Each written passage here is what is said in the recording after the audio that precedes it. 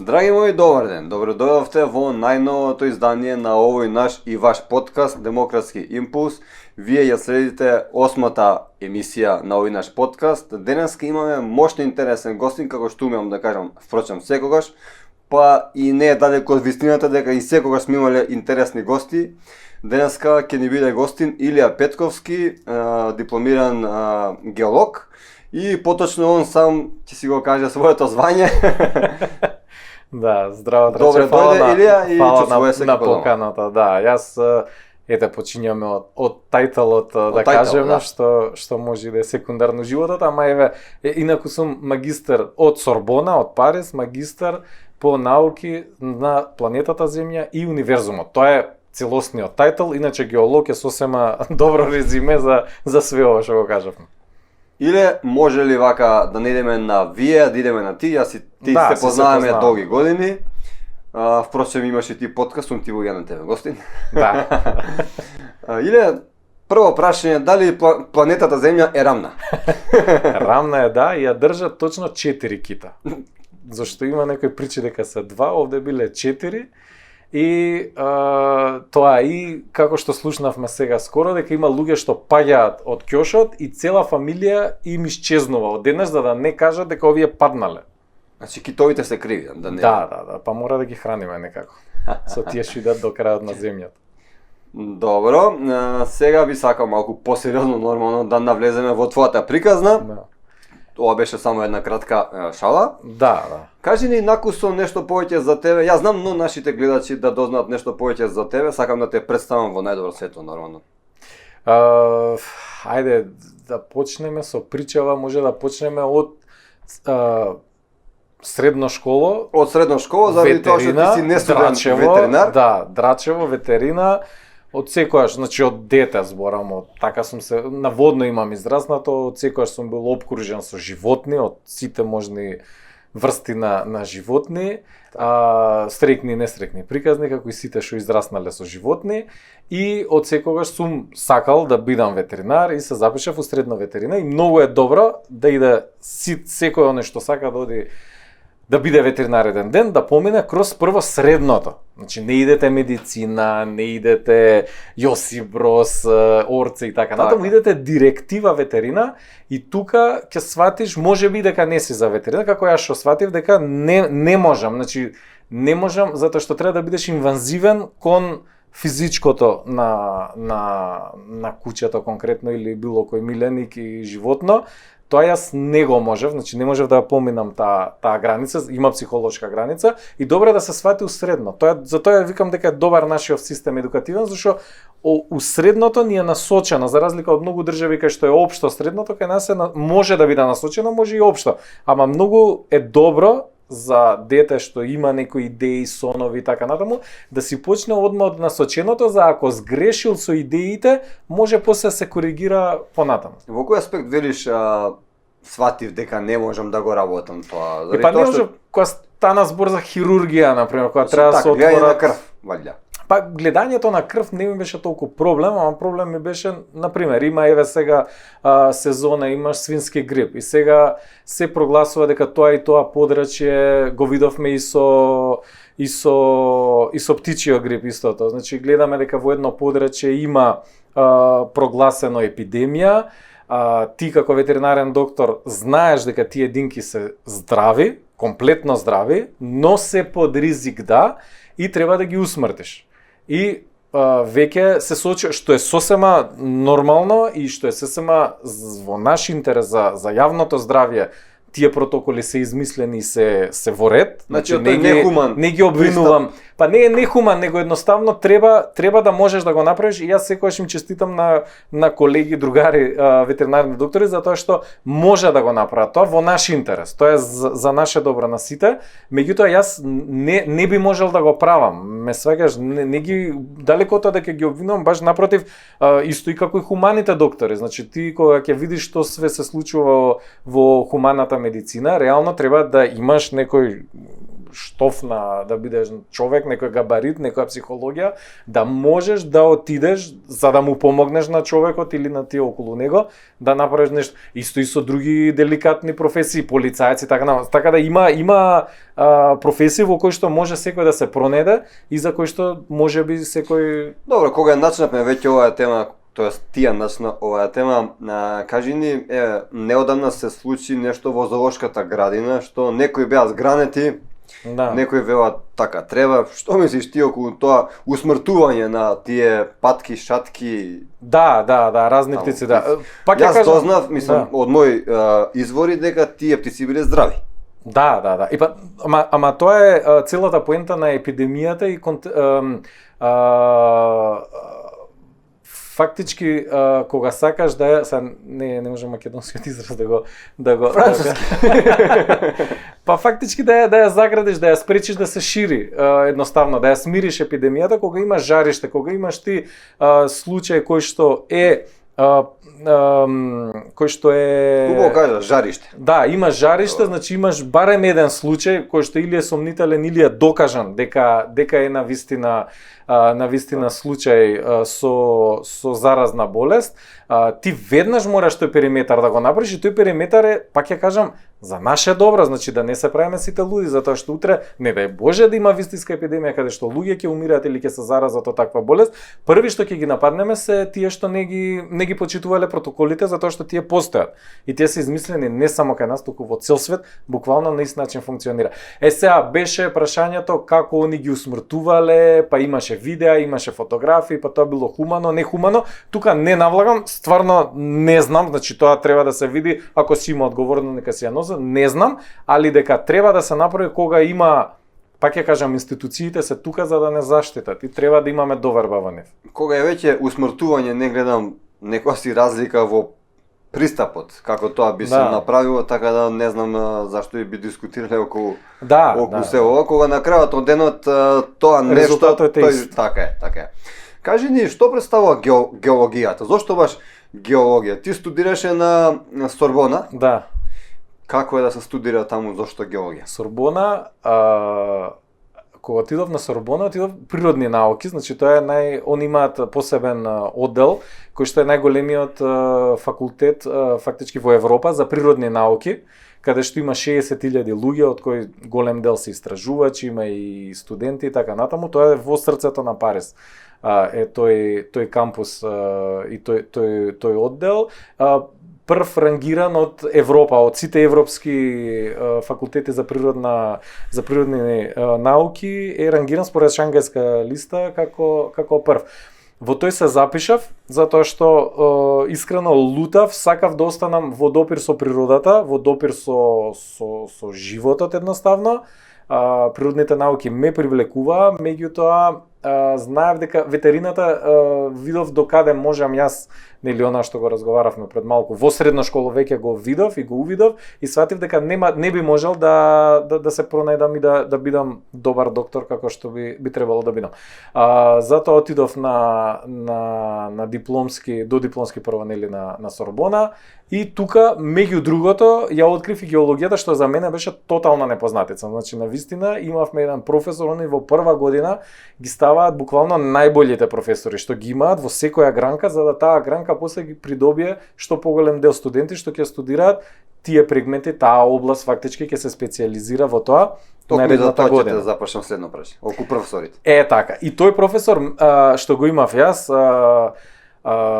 значи тоа беше професор. Може слободно да кажеш кој е тој. Да, тој е Мисио Курди.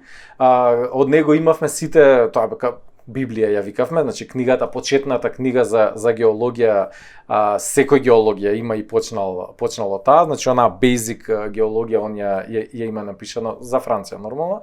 И од тука он имаше предавања кои што беа страсни беа буквално во текст со случувањата, збиднувањата во моментот. Значи вчера имало огромно цунами, ние денес работиме со податоци од цунамито и треба да израчунаме со која енергија се ослободила, каде бил епицентарот, да направиме симулации и така натаму и така натаму. Значи буквално работевме со најновите податоци од НАСА и така. Значи за мене беше искрено тие предавања првенствено ми беа малку као научна фантастика, прво кога почнавме, зашто уопште не знаев дека таква област, дека таква наука постои. Наука кај што учиш за диносауруси. Значи тука имаш од Хари Потер до Индиана Джонс до Майнкрафт ТВ, значи буквално е еден склоп на многу да кажам, види тука на пример и технологија влегува затоа што изучуваш од ураниум, изучуваш петрохемиска индустрија и така натаму и така натаму. Значи огромна дејност кај нас се редуцирана на мање више на рударство и градежништво, геологијата, меѓутоа во светот таа дава минералогија, дава значи делови кои што се за компоненти за најнови технологии што ги работиме се сепак минерали. Дали можеби геологијата како област, како наука си ја засака токму заради тој професор што Да, апсолутно. Значи он држеше предавања, ние бевме 2000 луѓе, 2000 студенти на предавање во амфитеатар. Тоа се големи трибини стадионски, да кажам, во склоп на универзитетот. Тој кога зборуваше имаше солзи на очи. Значи буквално збореше со страст. Сега збориме за камења, нели? Треба да те пасионираат камењата за да имаш солзи на очи, ама он успеваше у тоа. У еден момент, тоа беше може трето, четврто предавање, ни кажува дека е далтонист. Сега не знам дали си видел геолошка карта, значи геолошка карта е шлаканици бои, што не е, мислам, сосема не кореспондира со географските карти и е доста неразбирлива. Он како далтонист имаше толку голема страст, толку голема пасија за да стигне и стигна, значи јас кога веќе магистрирав на крај, он не повика, после имавме неколку студенти не повика на крај кои што магистрирале и не повика во Академија на науки и уметности и он беше буквално главниот, он е таму секретар, сега не знам кај нас дали директор или што и да е, председател валјда. Јас слушнав дека бил вечен секретар. Такви им се титулите и они кога ќе починат, фотелјата им останува, името им останува. Значи на масата они кога се собираат, зборам за Академија на науки и уметности, они секогаш го имаат своето столче, затоа што се рачунаат за бесмртни. И он затоа беше вечниот секретар на науки и уметности.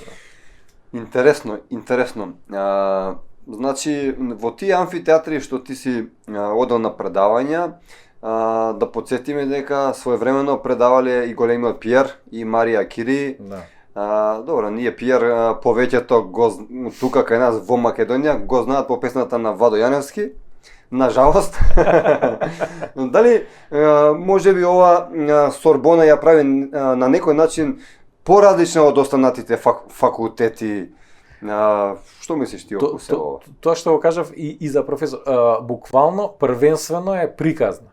Значи ти продава приказна. Ти седиш у клупа во еден многу мал и стварно незгоден амфитеатар. У прва година не ставаат од тие клупи, каде што имаш петрохемија, на пример, предмет и каде што има огромни постери на истите табли, на истите клупи, како Пиер и Марија Кири држат предавања. Значи буквално на истите. И куќата нивна што е забранете влезот бидејќи се уште е озрачена, постои уште во склоп на тој дел од универзитетот, бидејќи универзитетот е направен на тоа место каде што они ги правеле експериментите. Пак ја кажам, прича е. Значи он трга од тоа и те освојува. Значи идеш у библиотека, ти вика не постои книга што ја немаме. Значи у универзитетската библиотека. Они ако ја немаат у тој момент имаат обврска за 72 часа, било која да е тематика на книгата, да ти ја обезбедат. Значи он ти ја обезбедат за 72 часа било која, затоа што на нивен студент им требала таа книга.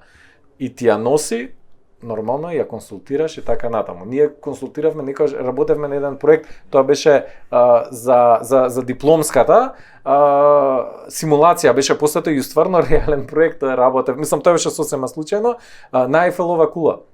Работевме буквално со документи од Айфел. Значи оригиналите ти ги вадат. Сега он ти ги вади, доаѓа човек како у филмовите, со ракавици, со пинцети, ти ја врти, ти не ја пипкаш, ти не учиш од таа книга.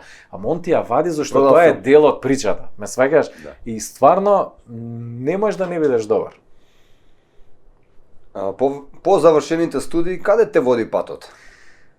Твојот животен пат? Патот, значи, од Париз, стварно кога си студент е прекрасен град, на сите што студираат, што ја гледаат твојот подкаст, твојата емисија што ја гледаат, стварно им препорачувам топло. Париз за студирање е феноменално. За живот веќе, за работа е многу напорен град, многу тежок град, многу е брз, многу е динамичен. Ќе говорим и на многу бара, да, многу бара енергија од тебе и сакав едноставно да се тргнам од тука, значи било каде не ми беше важно, само сакав да се тргнам од Париз. Отидов во Нормандија, тука и се ожени, значи жена некоја што е од Слоновата коска. Не, у Нормандија на почетокот е тоа, скоро се на почетокот, значи тука сме десантот на Нормандија, Втора светска војна, тоа е фактички на Ла-Манш, на протокот Ла-Манш, во Франција сме, северниот дел, карши Англија, Велика Британија. И тука прво работам на неколку проекти, после тоа ми дава титула, бев на едно директор он има регионални најмлад директор во таа фирма каде што бев јас, мала филијала ми дада, филијалата реално беше пред умирање и беше малце челендж, као деме кајде, детево многу не амбициозно, нека се проба, ако успе, ако не, никому ништо, и успеав. Реално денес се топе, мислам таа филијала и денес тој дечкото што ме наследи си ја држи, си ја води и така натаму. Но малце ми скок на морам да те навратам.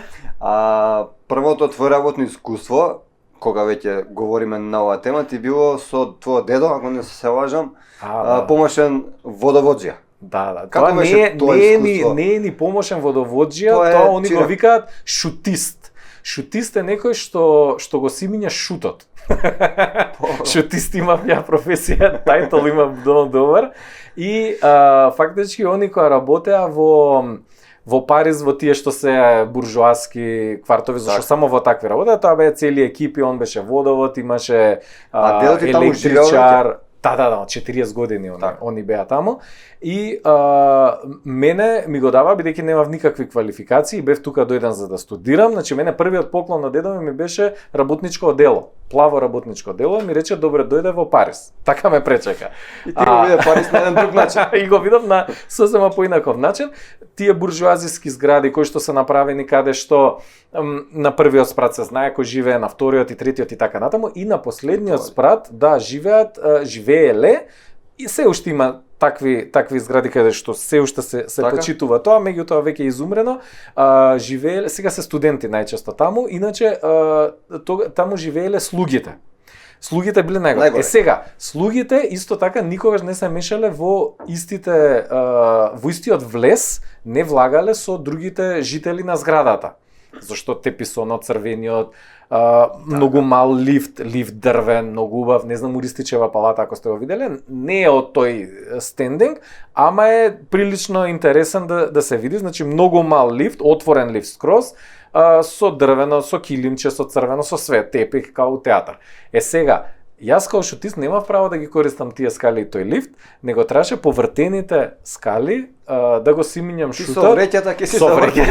Така, затоа што не бев од таа категорија на луѓе, не ми беше мене таа намената со која што сум влегол у зградата, нели, јас требаше да го фрлам шутот. И шутист, да знаеш дека многу е комплицирана работа, зашто прво треба да знаеш како да го сложиш. Зашто ја кога ги симнав првите вреки, ме боде стакло, ме боде камен, ме боде шипка некоја, ме сакаш, не сум ги сложил добро, зашто треба да знаеш кај ќе ти биде грбот на вреќата, кај ќе ти се допре вреќата, ме сакаш. И тука више сватив дека и тука има некоја филозофија како треба ти геометриска да си ги распоредиш шутот, зашто најмалце да ти тежи и најмалце да те боде у грб. Тоа беше најстрашното. Да. Тоа го работеше претерано добро искуство, го работев буквално кога не студирав. Ја првата година учев само јазик. Аха, јазик. Значи, кога учев јазик, да, првата година тогаш бев најексплоатиран, затоа што тогаш имав највеќе слободно време и тогаш симнав највеќе тони и шут, претпоставувам, во мојата кариера. Да, тоа е една добра година траеше, убава, каде што студирав, значи прекрасно искуство. Значи са бајле идеш, ти доаѓаш со луѓе од цел свет. Зборам, Сорбона исто беше само за јазик, затоа што во Франција не можеш да студираш на друг јазик освен француски јазик. Нема никаква опција. Сега ни на приватен, мислам било како. Каде сакаш? Не, мора на француски. Али затоа ќе ти даваме сите услови за ти да ни го научиш јазикот. Нема проблем. Значи ќе инвестираме, ќе те носиме у најбољи места, ќе ти ставиме добри професори, значи све ќе биде субвенциониран, метрото ти е скоро џабе, социјално ти е џабе, значи нема проблем, само ти научи го јазиков. Јас го учев јазикот една година точно и за време на таа година, значи имаше предавање од сите можни сфери, ако сакаш плюс си зимав ја додатни часови, што помалце шут да симнам, толку поише часови. Така да имаше моменти кај што учиш фонетика, учиш историја, култура, многу работи научив за Франција и само извини тоа сакам да кажам дека влагаш си во раскош, значи буквално тогаш бев му старата Сорбона. Зборам за јазикот, бев му старата Сорбона, буквално онака со плафони нацртани, со златно, со позлатено и така натаму. И после идеш, фаќаш метро, идеш се пресовлакаш у плаве си и си викаш, слушај, или ова, као знаеш, две слики, две варијанти имаш на животот, ти одбери тоа е тоа. Така. Сега доаѓаме до моментот кога ти веќе си напреднал, сега не си шутист, него работиш во Макдоналдс. Да. Голем скок у кариерата, голем пресмех. Како беше пак таму? Да. Макдоналдс исто феноменално. Топ, стварно штета што нема Макдоналдс кај нас. И мислам сега се создава некоја таква типологија на small job за младите. Имало и ние кога сме биле, мислам, дечиште, имало такви работни места по кафичи и така натаму. Ама не, мислам дека не е скроз иста систематизација како во ланец за брза исхрана. Сега кај нас немаме нели Макдоналдс, ама да не им правиме реклама, имаше, ама има KFC, Бургер Кинг, да ги кажеме сите. Да, сите што се тука и мислам дека младите можат многу добро се пронесат затоа што работиш под газ, работиш под пуна пареа, си никој ништо, буквално никој ништо. Ваму бев шутист, ама бев почитуван од сите работници, зашто бевме заедно јадевме паштети, седнати на, ме разбираш, значи имаше делење. Како и тука исто. Да, нормално. И независно кој на кое ниво е и што работи. Ме разбираш, за разлика од Макдоналдс, каде што имаше реална хиерархија, имаше кланови. Сега ова е типично за Франција. Имаше кланови каде што беа арапи, значи арапите беа еден клан, црнците беа друг клан и имаше индијци, немаше балканци. Не, белци многу малце. Значи ти беше сам. Јас бев сам и белците обично они ги ставаат на каса. Мене ме ставаа прво на каса, демек као они се витрината, демек и така натаму, да. Али после сватив дека најболјето ти е у кујна. Најболje се работи у кујна, зашто на каса имаш многу поголем притисок и од кастомерс, и од кујна, и од менаџер. Значи, уствари си притиснат од сите страни и работиш со пари и реално... Не е најтешко во кујна? Па, искрено, мене на почетокот ми беше пеколно тешко, зашто не можеа да ме сватат кој сум. Шефовите на кујната беа индијци. А ти беше во кујна? Да. И они мислеа дека сум арап. Ама не им беше јасно зашто не сум со арапите. Значи на нив белец не им доаѓа, знаеш, плави беа тие поише. На каса други беа плави, ја некако се повлеков ваму и имаше прича кај што у еден момент јас си фрлам, тоа не смеев да го правам, не знаев искрено, зашто мораш да си земеш од готовите сендвичи за да јадеш на пауза, не смеш ти свој сендвич да си правиш затоа што има стандарди Макдоналдс и немаш сега ти поише дупло кетчап или 4 корнишони да ставиш, а не 2, колку што следува у хамбургер, ме разбираш? Сега, ама ја не знаев и си фрлив бејкон на скарата. Фактички бејкон, сега види, има таму многу голема чувствителност према халал, према нели исламски начин на исхрана и све се иде на некое модерирање да не биде со свинско во преден план. И целата скара се користи само за говедско месо. А јас кога ги фрлив моите 2 сланинчиња, затоа што таму не се пржат, сланините се ставаат директно замрзнати на плескавицата која што уште чврли. Значи ти од дома си ги зема, си ги фрли таму скара ги имам ги имаш сланинчињата таму, само сланинчињата се ставаат, тенко исечени, полузамрзнати. Мене ми беше, викам, зашо полузамрзнати, а малце ќе си ги зачврлям, знаеш, ќе си ги фрлам онака. И тоа кога почна, знаеш, и мириса тоа, брат, онака. И овие се вртат, вика, бе, шо преш, индиција. Па вика плюс ова, вика ти, вика, како бе, вика ти, вика араб, вика муслиман, вика ваква кјадаш, вика, знаеш ли шо преш едно друго? Викам, не бе, не сум муслиман, како бе, не си, шо си, како си, зашто си, вам дом, Македонија, мајка Тереза, брат, двајцата, не знаеш, и чудно нешто, ме разбира, значи се деша, шефовиве што толку ме мразеа, одеднаш само што им кажа во Македонија, вика, респект као мајка Тереза, почна ми збора, двајцата биле на некој таму патешествија, значи двајцата беа луди по мајка Тереза, и ми вика, ние сме платени да ти викаме, зашто менаџерот одгоре, он слуша и мора да ми го слуша гласот како се дерам. Ти, вика, работи си по твој ритам. Ти уживај. Да, вика, како стигаш така, да ме работава, не забушавај, али вика, не се замарај со мене, да.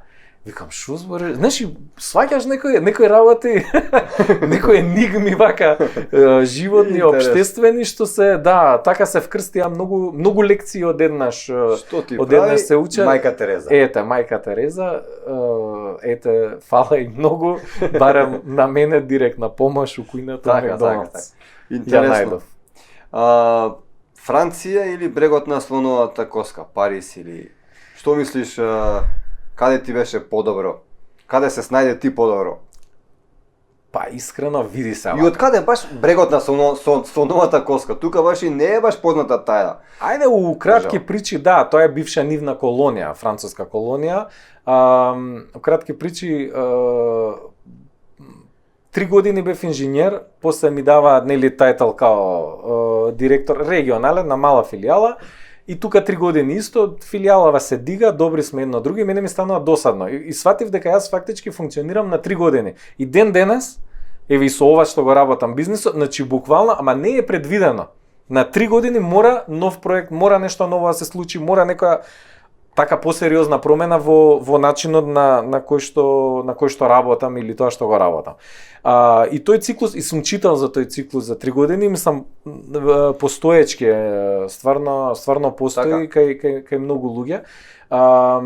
И мене ми се деси да сменам работа, отидов во една мултинационална фирма каде што имаше 52 филијали и они ми понудија првиот пат да ја преземам филијалата во брегот на слоновата коска, која што имаше голема загуба финансиска. Јас одбив затоа што Татјана беше трудна со второто, а уште го доеше првото. И викам за нас сега плюс балканец жена да се пораѓа у Африка. Знаеш, мислам, сосема ми беше незамисливо. Не, да, ама идев ја цело време, знаеш, таму на пат и тоа, ама ми беше некако не соодветно, да кажам. А на нив па сосема спротивно, за нив е сосема нормално, значи они си идат, француски семејства си одат таму на најнормално и си се пораѓаат и жени и све и свашт. И окей, ме остаја, значи се породи Татјана, второто го добивме, све е супер, поминаа некои си 6 месеци фора, едно друго. И ми се јавува повторно директорот, вика, слушај, вика, знам сега се роди дето, пркна ваму таму, вика, сега мислам дека си спремен и ми дава втора понуда. Значи првава беше добра понуда, вторава, ти викам, још болја, зашто они мислат дека ја преговарам. Ме сваќате? А викам, дечки, значи првава беше добра, сега да не се лажеме, вторава е звер. Ама викам, се она дој, сега стварно некако 6-месечно ми е, знаеш, маларија има, брат, знаеш, Александар Македонски од маларија умрел, ме разе, ние сме осетливи македонците на маларија. Викам, заеби, тоа све е супер, си тераме и сега си ги, јас сум им као европски, не е тоа менаџер, него као некој кореспондент, поема немам референт, не знам како ќе му дое нешто така технички и многу често патувам таму. Третиот пат, значи више Малиов има година и нешто, овие дрско губат некој си €1.000.000 загуба, зборам нето после данок све, €1.000.000 за таа година загуба. И ми се јавува председателот на фирмата со, значи 12.000 луѓе е фирмава со директорот. И ми вика, а ја идев некој предавање во Алжир на овие што се државни инспектори за градежништво, им држев предавања. Имав, не знам, 320 наобуки и беа секционирани по групи од 40 луѓе. И возам, вика, возиш, вика, паркирај се. И прород се паркирам. Не, ти удри срце. Да. Вика, слушај, вика, свативме едно друго, вика, еве сега трета понуда. Вика, ако ја одбиеш, сваќаме дека стварно не го сакаш местово, дека не е тоа прашање, дека е друго прашање и више нема да те замараме, тоа е тоа. И ми ја кажуваат понуда. Понуда која не се одбил. Да, викам, чекај се, викам, добро. До тука да се јавам. Трак се јавам на жената, викам, слушај, викам, да не се деси еден ден да остареме и да си кажа, ти тек некоја ти нудеа, знаеш, вакво нешто, значи нешто ненормално. Сега ти ме праша кај боле си се снашал, кај боле. Ја у Франција сум се снашал топ и ден денес имам супер другари, супер прифатен. Никад, например, имав многу добар другари си. Уште ми е другар, он е од Мајорка, шпанец, и он на тестовите секогаш пишуваше зашто анонимни се тестовите. Никогаш не знае професор кого оценува. И све е писмено, нема усмено, што е многу добро. Мене тоа стварно ми се свига и стварно треба да се применува, мислам и кај нас, затоа што стварно има оној субјективен момент кој што може да е за 10% од оценката, зашто да нема усен дел. И ваму има усен дел, ама за некој минимален процент. Али реалното треба да е искажано на писмено, посебно за природни науки. И он пишуваше секогаш првата реченица му беше извинете на правописот, јас сум странец. Ја викам, тоа никад нема да го напишам. Значи никад, сум се борел, ја првата фирма, значи кога бев она млад инженер кој текав првите 3 години, а мојот директор што ми беше таму и се уште другар добар, он мене ме прашуваше за некој, знаеш, пишува мејл, вика, како се пишуваше? Ме сваѓаш зашто бевме во иста канцеларија. Само да кажам дека стигнав до тој момент затоа што не кев да се дадам, затоа што сакав да се интегрирам и се осеќав интегриран и реално немав никад проблем, буквално никогаш не сум имал проблем по никоја основа за да се снајдам, да речеме, во Франција. Си се борел да видиш на исто скаливо со секој француз. Да, најнормално. Да.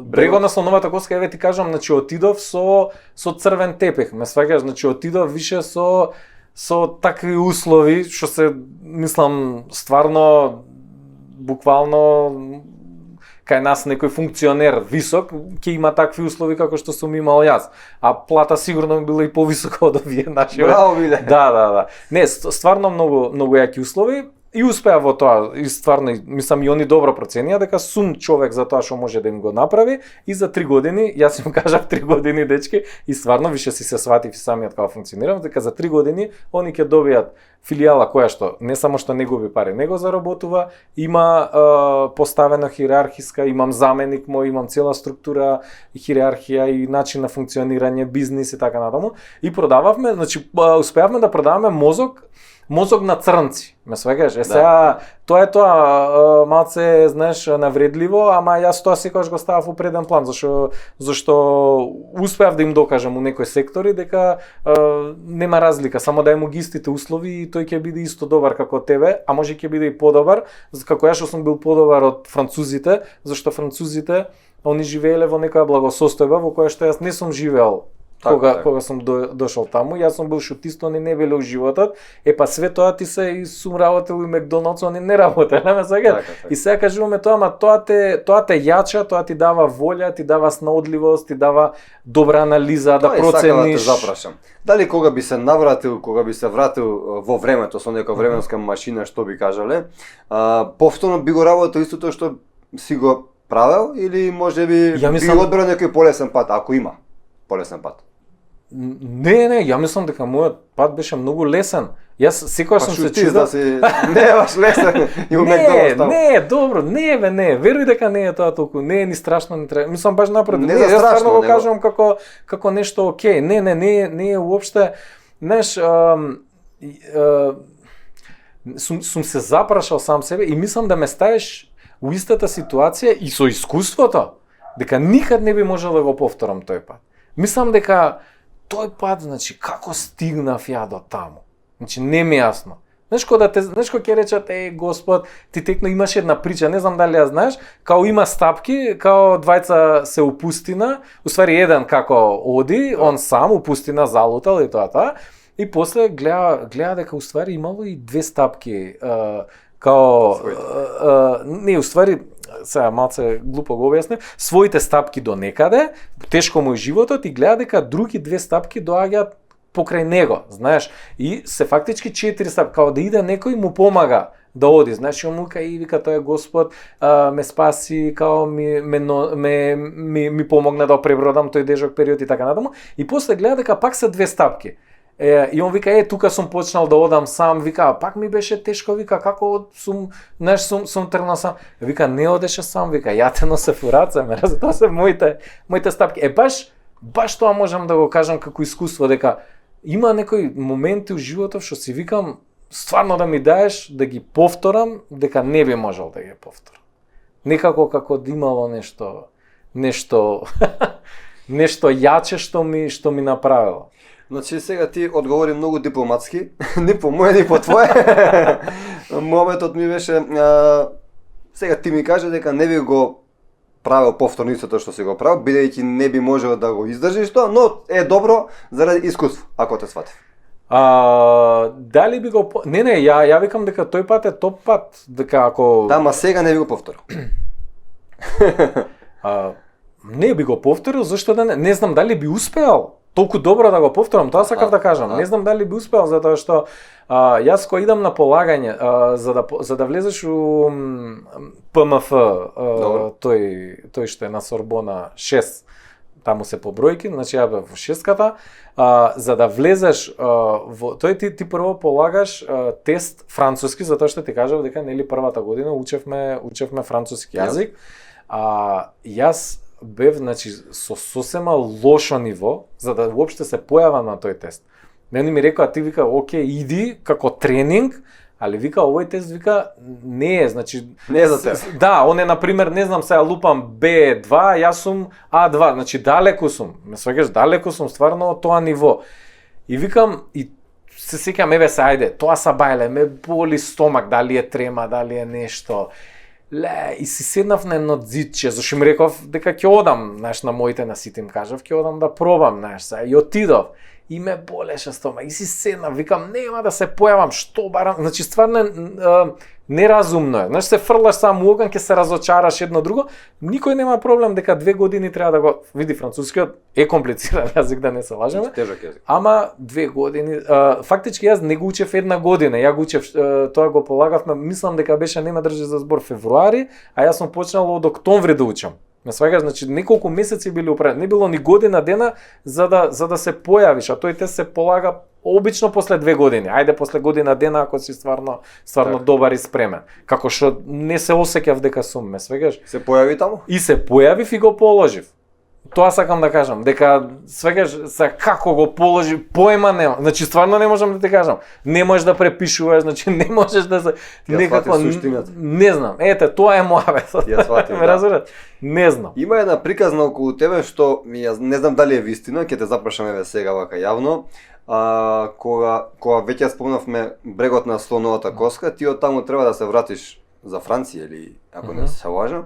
Имаш повторно нови понуди за да останеш таму. Не знам дали вистина или не. Да.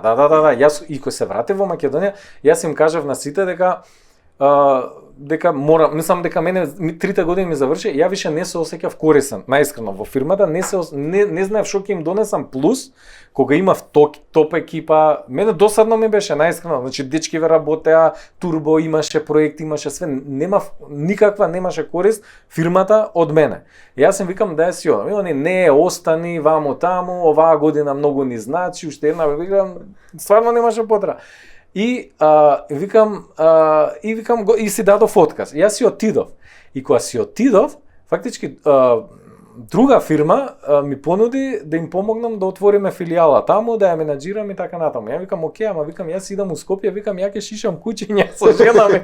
Викам јас сум у пензија, 37 години, викам јас сум пензионер, ќе си шишам куќиња, толку од мене у животот, значи на тема бизниси и не знам таму амбиции и ово оно.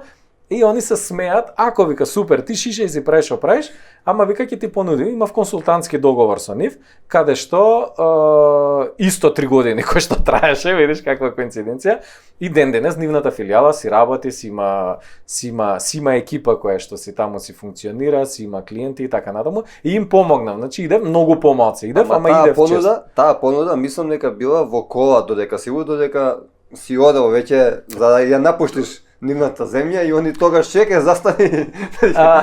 Добро, не беше баш така. На аеродром се најдовме, ама од прилика тоа беше. Да, на аеродром буквално. Па така беше со станокот, зашто јас идев преку Париз и си идев у Скопје и на нив најзгодно им беше да се најдеме у Париз и се најдовме на аеродром и као стилу ајде добро, еве како така, ајде пишува, принтер најда, ископира, трак печат и све си има, си подпишавме и јас си дојдов у Скопје со нов договор. Значи ситуација вин-вин. Ем ти си дома, да им помагаш нив, ем парички пус. Да, така беше. Да. Така, и ти уште од тога знаеше дека ќе шишаш куќиња во Скопје?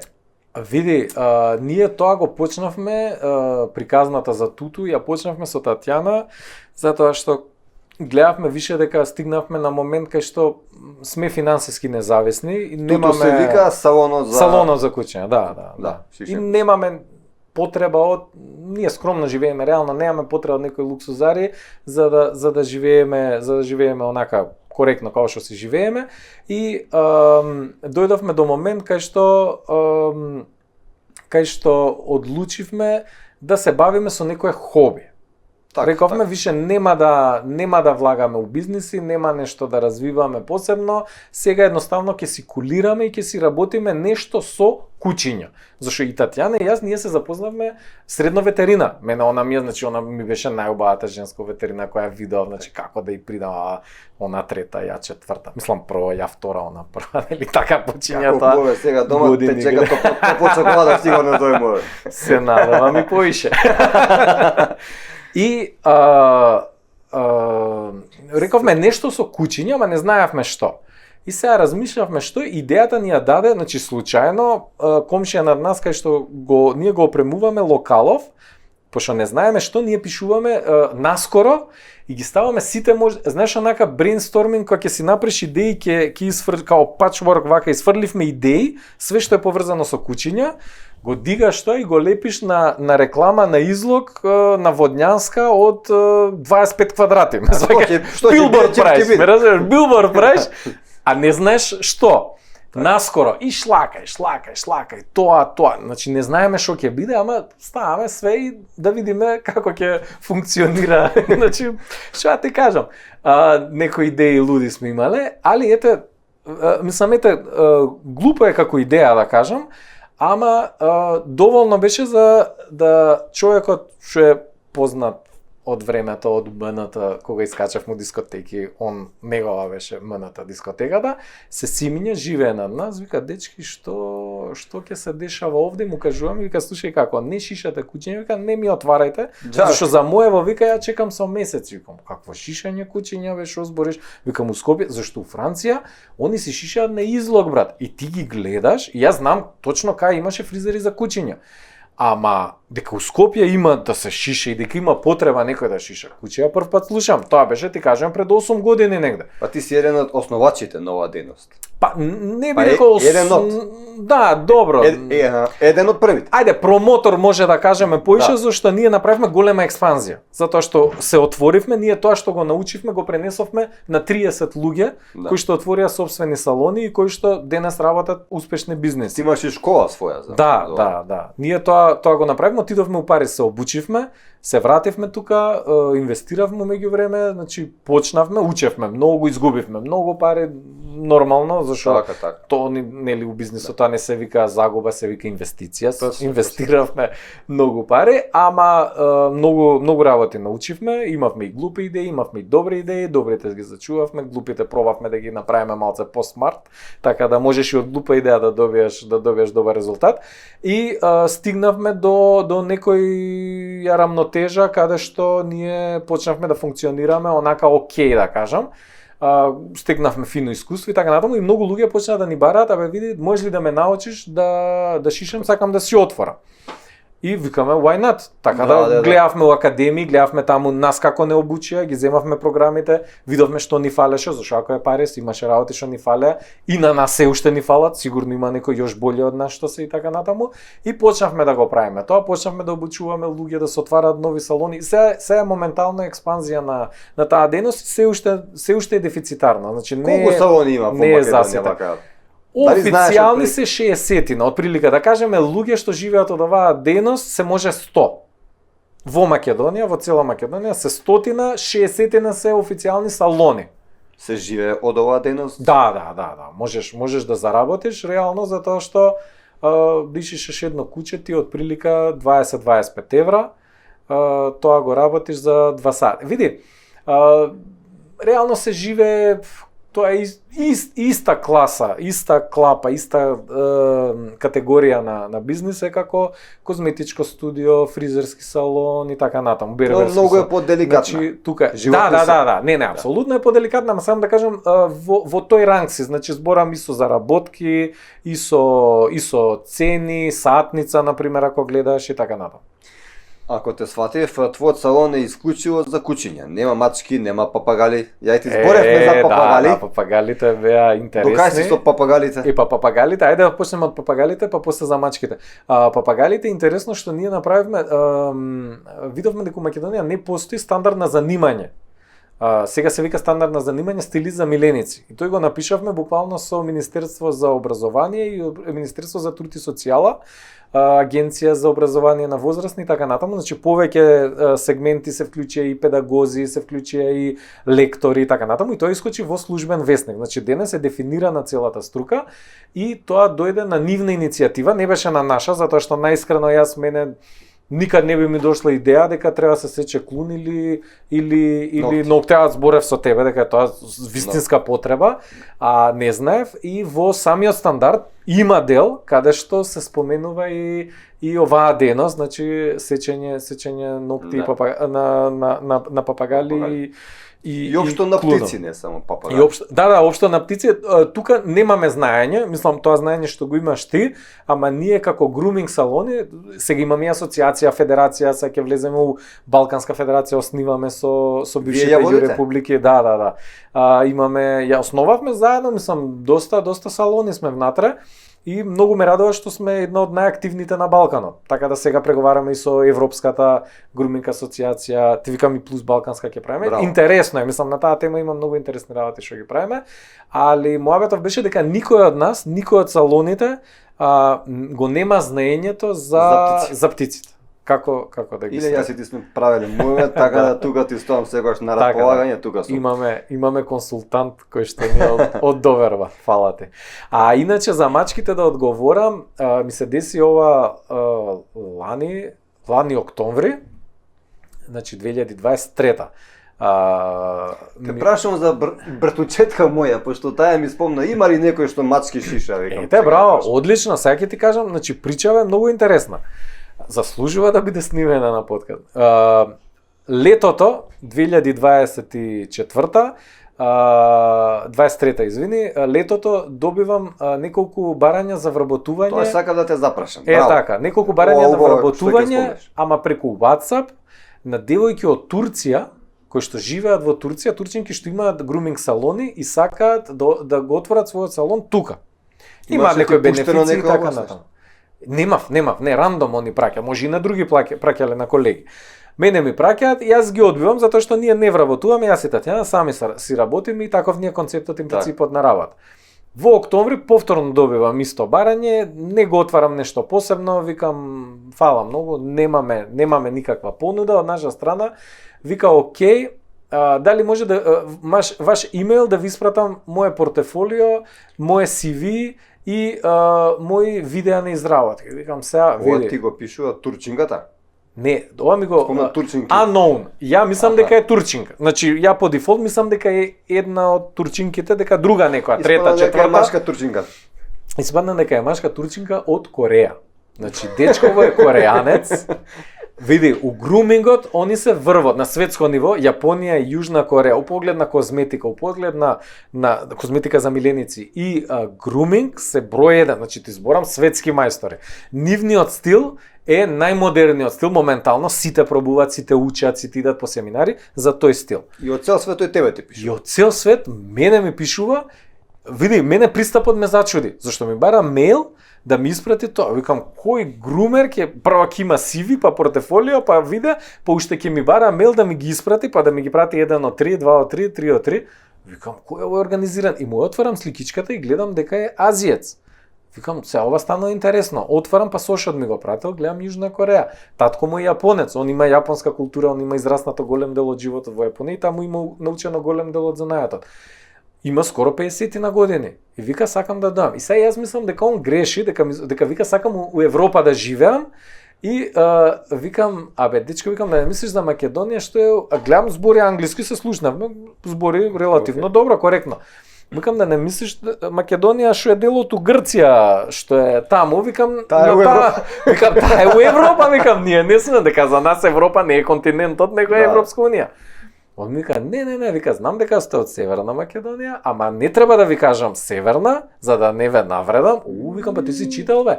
Вика, значи, човеков, ти кажувам, направил, брат, он како го имаш анализирано нашиот салон и нашата работа, да се наежиш, да речеш, у денешно време, колку се достапни информациите, сега се отварам, си го раскажам животот, например, така? Да. Ама, тоа е, да кажам, своеволно. Али, ова човек што ти информации што не си свесен дека ги споделуваш, некој од Јужна Кореја ги собира тие и ги конципира и сваќа, ти прави анализа и ми кажува зошто го одбрал нашиот салон. Јас стварно се изненадив. Сега само да завршам, он е специјализиран за мачки. Апропо, и му направивме ново салонче, значи нашето салонче си е туту плавото, као канела што беа црвена и плава, а он е у розевиот. Розевиот туту е одма до плавиот намлечен, розевиот туту е за мачки. И он има голема слика мачка, не има голема слика куќа, така се разликуваме. И он е специјализиран за мачка. Он работи куќињата, прави Значи, малце скокнатме, он дојде во Македонија од Кореја специјално за од Кореја дојде и се вработи кај тебе сега и си живее тука. Кажам како дојде, значи тоа беше вторник кога го правевме овој муабет сега што ви го раскажав. Значи он ми вика, добра, вика ќе се видиме да видите дека не сум фейк, демек вика ќе си платам билет, вика да се запознаеме чисто да ви и ја да видам дека реално е тоа што он проценил за нас. Викам супер, живи здрави да се видиме, викам баш ми е криво, знаеш што ете се јавил што нема да се видиме најверојатно. И он ми вика добро, вика у петок дали одговара. Викам чекај кој што ми збориш петок? Вика сега, па вика денес сме вторник, вика у петок да дојдам да слетам. Вика гледав карта и викам можем у петок. И викам шо е работа? Викам дојде у петок. Он дојде у петок, човече, значи ја го зијам од аеродром, не знам колку саат са бајле, он ми вика јас сум спремен, готово. Шишаше, значи куче, маче, зајче, све ишише у тој ден да ни покаже што све знае од палетата на знаење, си ги донесе своите куферчиња со алати и така натаму. И тука он после идевме по кафани, нели, и кафичи и свати дека он сака да живее тука. После стана балканец. Он беше, мислам, балканец уште пред да дојде. Само тука си го пронајде рајот дека постоело такво место што на него му одговара. И он дојде тука, он беше фасциниран од све, човек, дека може јаболки да јаде у било кој момент. Значи тоа беше, ти знаеш ли јаболка што денес ми слика купил овоше, значи сезонски овоше, јагоди ми ги слика, вика Илија, вика ти не знаеш у Јужна Кореја што значи јагоди да јадеш, значи тоа јаде човече аристократија јаде јагоди, вика ја јадам, он купил цела гајба, ти текне јаде. Сам да кажам, тоа се некои благодети што јас живејќи 20 години и у Африка и во Европа лево десно, можев да ги согледам од дистанца, кога си внатре не ги цениш толку, што и може и логично и нормално, нели, за сите сме такви, не го цениме тоа што го имаме, недоволно барем, ама треба некад да се потсетиме дека треба да си го цениме. И тоа е тоа, дечкото значи си извади све најрегулар визи, мизи, тие таму кога ми кажа лични колку карти. време чекал за таму кај МТВ. Чекаше, али да, ама многу Еве пак ја кажам сега за системот збориме, буквално не подплативме никого, немавме врски буквално. Јас немав големи надежи дека нешто од тука ќе се среди. Све си замислав дека таа амбасада во Токио она ги направи тие документи и ги испрати до МВР.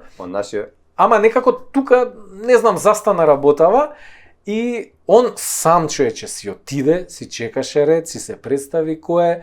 Дали се сожалија луѓето, дали функционира сепак државава, не знам, ама човече, значи он све најрегулар, сите документи му беа чисти како треба и си ги доби документите у тие рокови што требаше така натаму. Ете, мислам дека не треба секогаш да се плюка. Илија, малку сакам да продискутираме околу домашните миленици, околу животните. Кажи ни, дали според тебе можеби ни недостига некој закон за благосостојба на милениците, на животните? Да, има еден во изработка. Тоа што не достига, мислам дека и законите што се за сега што постојат. Видите, прашувам апропо моменталните случувања околу тепање на кучиња, со шипки по глава, па потоцна кучето и умре. Околу некои такви ситуации, што можеме да направиме? Мене тоа, драги гледачи, ме револтира. Ме револтира што посветуваме време, толку медиумски простор. Сега оке, мислам, збориме за нормални, значи ние сме нормални луѓе, така, меѓу нас. Така вика. Се посвети медиумскиот простор кој што е посветен на кучето кој што беше тепано и кој што умре, да ги собере, значи сите портали, сите вести, телевизии и така натам, не викам дека е лошо. Значи, оке, што се посвети таа минутажа и еве ние ја посветуваме, така? Ама луѓето што се гризнати, луѓе што се болни од лишманиоза, која што еден од векторите го шират некои кучиња, и луѓето кои што навистина се истрауматизирани од напади, јас не сум видел, најискрено ти кажам, на телевизија не сум видел еден, секојаш увесник пишува црна хроника, тројца гризнати, 2 деца нападнати, ова. Никад не сум видел интервју да кажат, добро, како се случи тоа? Еве раскажете, кои се вашите траги што ги имате? Зашто тоа е стварно травматично. Види, ти се соочуваш со диво животно усред центар, си нападнат. Ме разбираш, живееш у најбезбеден град, главен град у Европа. Најбезбеден. Значи ти не ти најзагаден? Значи не ти е страв, најискрено. Значи еве девојка 15, 16, 20 години, не размишља, ти у Париз, брат, не смееш да се нашминкаш, не смееш да облечеш кратко, не смее да ти се гледа рамо. Значи ти кажувам дека ние живееме во многу нормална средина. И каде што криминалот го има, ама обичниот граѓанин, зборам на улица, тој уличен криминал го немам и се надевам дека нема да дојде како што го има во други големи главни градови. Сега, најголемата безбедност, ама загрозување на безбедност број 1, освен сообраќајот што ние стварно лут и што се надевам ќе почне да се решава, малце по малце, ти се буквално кучиња. Сега види, тоа е животно. Значи сега ти си доведен у ситуација у 21 век да размишљаш дали ќе го свртам. Јас шетам мои кучиња и сега со моје чекај, таму имаше едно улично малце лудо, ќе свртам од овде и сега друг шета други, ми вика, слушај, не иди, оноа шета. Не ви требало со шипка да го... Брат, си има закон. Абе, таман работа никој, види сега. Ми делува како да го на некој начин оправдуваш. Не, тоа што не оправдува минутажата која што дадена на тој чин. Значи, тој чин се случил и е за осуда. И тој треба да си има закон. Мислам, претпоставам и дека човекот ќе си биде осуден и свето. Значи, снимене, фатени се. И тоа е добро што има луѓе што штитат, значи, да не се разбереме погрешно. Тоа е окей. Ама, зашто? Не ми е јасно, стварно не ми е јасно. Побогу зашто? У нормална држава немаш ти луѓе кои што се жртви на куќа, кои што се буквално секојдневно соочени со проблем, нема ни минутка не му е дадена да покаже раните, значи оној со мечката и тој со волкот ги видовме, така? Зашто со кучиња нема луѓе да искочат со рани, еве ме гризна, еве ме истравматизира, еве ми го задави мојот миленик, значи еве го миленикот ми го уби, улично куче. Еве, Тоа јас го ја нема. користам оваа прилика да ги повикам сите тие што се каснати од куче и од маче. И од мача. Од било кое И од животно, гула. слободно нека не исконтактираат, ќе бидат тука гости, со задоволство ќе слушнеме нивната страна, нивната приказна. Да, супер. Тоа е добро зашто реално треба да се посвети, знаеш како, на проблематиката. Ај се ме праша за закон за благосостојба. Значи, ова што ти го кажав е само призмата на прикажување на работ, значи не живееме у реалноста. Реалноста е друго, брат. Наистина ти кажам. Значи ова сега што е сервирано од медиумите, вака кампањски средано, скоцкано, као демек добронамерно, крие огромни црни бизниси у позадина. Значи се скриени позади оваа прича што на нас ни се прода. Сите сожаливме со кучево, значи на сите ни е криво и да немаш куче, значи кога ќе видиш тоа е идиотизам да го маваш ти со шипка. Значи нема ни муабет брат на таа тема. Да. За мене нема муабет на таа тема, стварно ти кажам. Може би дали недостасува Animal Police? Знаеш дека пред Нормално дека години јас бев Да. еден од првите што се потпиша на таа листа што се правеше за да Да. се направи фактички Animal Police. На крај сето тоа се заташка, ништо од тоа не се случи. Нема Дали мислиш дека Animal, фали види тоа? сега, пак ќе кажам, значи Animal Police треба да има, значи секој случај треба да има контрола. Пази, во Америка, војко ми кажува дека ако дојде еднашка и ако види дека немаш храна за кучето, ќе те казни, ќе те опомени, вториот пат ќе те казни, трет пат ти го зима кучето. Нема тука муабет. Ако немаш храна, а не па друго. Да. Абе добро, за види, значи знам и овие им ги зимаат после назад, нели овие што ги посвојуваат, па гледаат како го чува и така натаму. Маде и таму има трикови, ама небитно.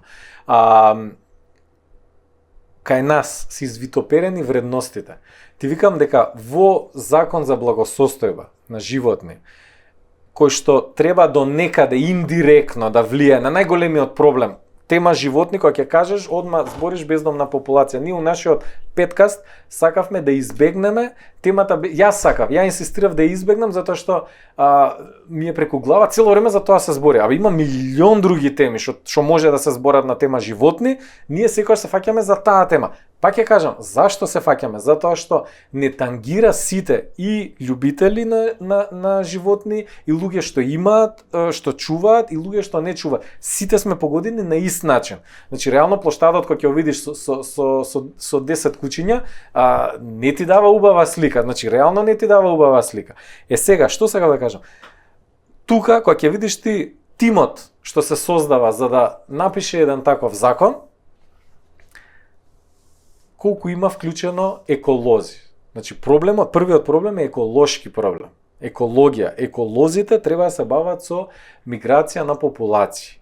Значи еколозите на оваа прича ги слушаме многу малку. Јас ги слушав минатиот пат, имавме во емисија од Македонско еколошко друштво. Кажи и они ни кажа подкастот Петкаст, така? Откритие се вика, да, Откритие платформата и го нарекуваш Петкаст. Да, Петкаст имаме како посебен оддел, да кажам, во Откритие. И во Искра, со Искра сме таму во Откритие, заедно онај ветеринарен доктор, јас грумер и тоа, ама не разговараме само за животни и само за кучиња. Значи баш сакавме да отвориме темата, ама за жал има една група на фанатици кои што све што ќе ја дирне таа тема, ако не иде у овој, сега више стана мејнстрим, а би требало да биде буквално нешто што е малце чудно и као weird, као постои, ама чудно е, а денес е мејнстрим, каде што, знаеш, не нападна и ме испровоцира и викам, ај ќе прочитам 2-3 книги, Секта. да ја видам таа тематика, да ја разберам малце тематика на популацијата. И кога ќе разбереш ти тематиката на популацијата, како што они не ја разбираат, ќе сватиш дека фактички можеш да ги побиеш технички и аргументарно на сите нивоа. Се согласувам потполно, јас ја користам прилика да им соопштам на сите кои не знаат, а тоа е дека многу лошо прават одредени луѓе во градов што ги хранат поготово кучињата на исти места. Значи куче, кога го храниш на исто место секој ден, и тоа ствара чопор. Понатака тие кучиња и да не се опасни, ти ги правиш несвесно, кучињата стануваат опасни. Си ја заземаат таа територија, ти си виновник на некој начин. Кучињата никогаш не се хранат на исто место. Ја би рекол и свесно дури.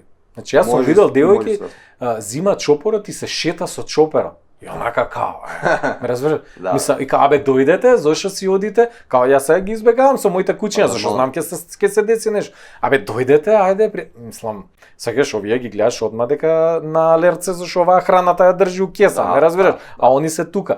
Тоа е тотална глупост, човечка глупост. Значи човечка тоа се глупост. има луѓе со проблеми, емотивни проблеми, значи тие треба да се разберат, да се сватат, значи не се за осуда тие луѓе, меѓутоа начинот на кој тие нивни бараат решенија на нивните емотивни и психопроблеми е сосема на погрешен начин ги реализираат и прават многу поголем проблем и за самите кучиња. Зашто ти тоа куче ако сакаш земи си го и чувај си го. Значи нема никако, тоа е супер, чувај си го човек. Зашто? Значи имаш услови, сакаш земи го. Немаш услови, окей, мислам, немаш услови. Кај нас кучињата, јас ти кажам кога бев мал, улични кучиња имаше многу помалку, наводно малски, значи ги знаевме, две беа и тие беа малски, знаевме точно кај се и што се, околу државна болница, тука јадеа од контейнерите. Тие беа слаби кучиња, болни кучиња, значи гледаше ти изнемоштени кучиња. Денес бато ја гледам, значи толкави бабачко, значи нема да ми кажеш дека тоа не е ни хрането, нема ни овакво, ни онакво. И развиваат болести други затоа што имаат и премногу допир со храна и така натаму. Ама самата таа популација стварно треба, знаеш, денес е насочена ова мејнстримот за да се прикрие црниот бизнис позадина што се дешава со нив, чи у кратки црти што се дешава. Јас извезувам куче, мене тоа куче ме кошта 0 денари, мене град Скопје, тоест ние сите од нашиот данок ќе го кастрираме, ќе го стерилизираме, ќе го вакцинираме, све ќе му направиме. Во тој контекст, што мислиш околу стерилизацијата? Стерилизацијата како решение за намалување на популацијата или општо за милење? Како решение? Како решение? Не, мислам дека е добар, мислам оди во добра насока. Реално ти треба таа популација се реално види, овие сите што се дека се сите стерилизирани? Не се, апсолутно не се. Значи ти можеш да видиш и кучиња со маркички се гледа дека не е кастриран. А има више и тука се све со тоа некои позадински бизниси, ситни, значи тоа е тука треба Animal Police прво тој проблем да го реши. Зошто тие структури кои што треба да го решаваат проблемот не го решаваат? Прво тоа. После, кој се бави со извоз на кучиња? Каде одат тие кучиња? Тоа трна да го колку кажеш. пари се зима за тие кучиња? Кој плаќа данок за тие кучиња? Колку ти си го платил тоа куче? Ти го зимаш, види сега, ти си извозник на било што, еве на шолје, така? Ама овие се општо добро, брат. Ме разбираш, овие ги имаш сегде. Ние си ги правиме, таков ние некој нацијата ние таква си правиме шолји. И сега тебе ти текна, ќе ги собирам ја шолјиве и ќе ги извезувам и ќе ги продавам. Ме разбираш? Значи зимаат кучиња од улица и и го ги продаваат во странство. Апсолутно. Праше го Google, брат, имаш цена куче од Македонија стрейт до колку кошта. Иди на Кој сајтове. купува тие работи? Имаш 800 евра, 1000 евра. Му продава прича дека тоа е многу. Ете, овој сега, знаеш каква реклама им направи со тепањево со ова, тоа знаеш како иде, тоа фрчи, брат, по медиуми. Устранство, тоа фрчи, што прават македонците? Да ги спасиме ние. Македонците ги тепаат едно друго, вие земете ги таму ќе биде срекно, таму ќе биде добро кучето, овде се лоши, изнемоштени едно друго. И така натаму. А тука се што викаш најадени како мечки. Абе, види, ние сме нација, брат, пак ќе кажам, символично, на светско ниво нема друга нација, нема. На 1 денар, значи тоа ти е парата, символот, како што $1, €1, значи нема поголем символ монетарен и амблеме реално. Ти што имаш позади? Имаш куче, брат. Сега ти таква нација, значи која што го ставила на тоа ниво кучето, не можеш да ми кажеш, ние сме кучкарска нација. Да. Ние сакаме кучиња. Да. По дефолт ги сакаме. Дека има идиоти има, дека треба да се казна, треба. Значи нема што муавет на таа тема, нема јасно зашто да се прави. Него ние сме си кучкарска нација, ние имаме раси, сега има посебни раси кои што се прогласуваат баш од бездомната популација македонскиот паничар.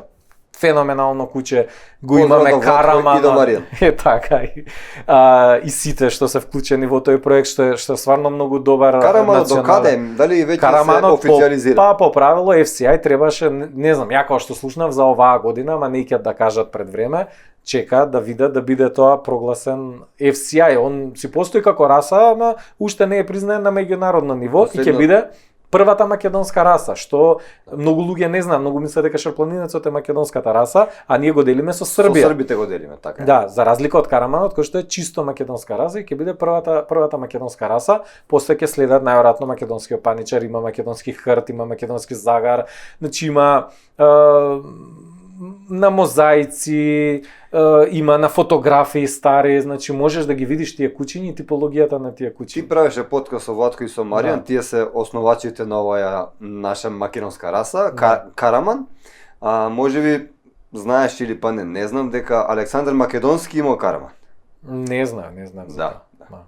И доста македонски воеводи се на сликите со Караман. Да, и знам дека имал хрт, загар, ловни кучиња, така да има неколку македонски раси што реално има некоја генетика тука која што е на ова поднебје што е карактеристична и која што треба да се штити и да се промовира. Ама реално има љубители, значи љубители има, големи љубители на кучињата и лошо е да ни се продава таа прича и да се продава и во странство таква прича дека тука кучињата биле во многу лоша благосостојба. Затоа што тие држави каде што сега извезуваат они, го решиле проблемот на многу порадикален начин. Значи, они сега на нас ни продаваат причи како ние треба да го решиме проблемот, ама од нивен аспект, од денешен нивен аспект. А они како го решиле проблемот, тоа значи не се кажува, ама се знае. Тоа е напишано и има записи. И они денес го решаваат на истиот начин проблемот. Во 2024 април имаше отстрел на кучиња во Франција, декрет официјален кој што беше во употреба и во сила. Затоа што таа проблематика, има проблематика беснило, има проблематика лишманиоза кај нас и така натаму. Многу кучиња кои што одат од Македонија се еутаназирани при самиот влез во таа држава, затоа што носи заразна болест која што е искоренета од тие други држави. Они се штитат од нашиве кучиња кои што потенцијално можат да носат некои болести. Има и убави причи у тоа вдомување, тоа е супер све, али реално не е регулирано, не е транспарентно, има многу упозадина, многу пари се уигра, има многу плаќања кои што не се воопшто евидентирани и кои што би требало да се воведат некако во ред. Не знам, тоа тие што си одговорни за тоа, нека си го барат. Илија, сосема за крај, дали има нешто да кажеш што сакаш, што не те запрашав, можеби вака, да ни порачаш? Кажав многу работи, што сакав и што не сакав. Нека си седи како што си е. Фала ти многу на поканата, супер е, продолжете, ги гледав претходните епизоди, сега сме 8-та, првите 7 ги изгледав, супер е све. Дали ти се допадна? Да, топ е, одлично е и убаво што имаете мешани мислења, мешани ставови, различни теми, тоа е убавото и малце да се разбие тоа. Јас секогаш сум против монополи, секогаш сум сакал да се нешто да стане малце пошарено тоа што е, зашто секој камче, знаеш, мозаикот па има своја вредност, има своја прича од каде што и така натаму. Се надевам дека во тој да успеваме заради тоа што многумина и мислеа дека ова е само политички подкаст, што не е тоа суштината наша. Доказ си ти многу наши гости што ни биле што не се политичари. Така и што не гласа. Ако смеам да промовирам, не гласам. Секогаш ќе ни бидеш добар гост кај нас и ти посакуваме среќа. Фала, среќно и вас. А на вас, драги мои, доколку ви се допадна овој подкаст, нормално дека треба да стиснете лајк, да го споделите ова видео за да достигне до што поголем број на луѓе и бидете така, ве оставам во добро здравје.